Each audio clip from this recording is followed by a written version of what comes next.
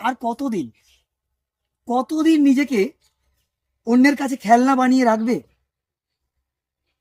কথাটা কি বুঝতে পারলে না? জীবনটা তোমার। তাহলে তুমি তোমার জীবনটাকে খেলনা বানিয়ে রেখেছো কেন? যে মানুষ যখন বলে তখনই তোমার নিজের কাজ ফেলে তুমি এগিয়ে যাও, যে মানুষ যা বলে তুমি তাই করে দাও, মুখের উপর না বলতে জানো না। আসলে এখন সময় এসেছে বুঝবার, আর দেরি করো না।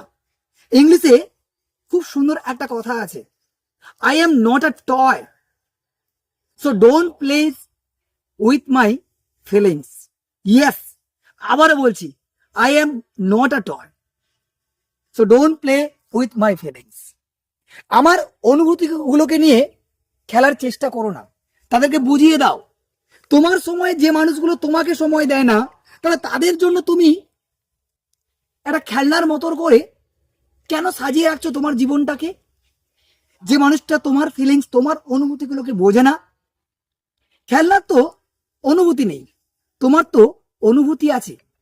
তাহলে আজ থেকে নিজেকে চেঞ্জ করে নাও, তাদেরকে বুঝিয়ে দাও, don't play with my feelings. আশা করছি বোঝাতে পেরেছি।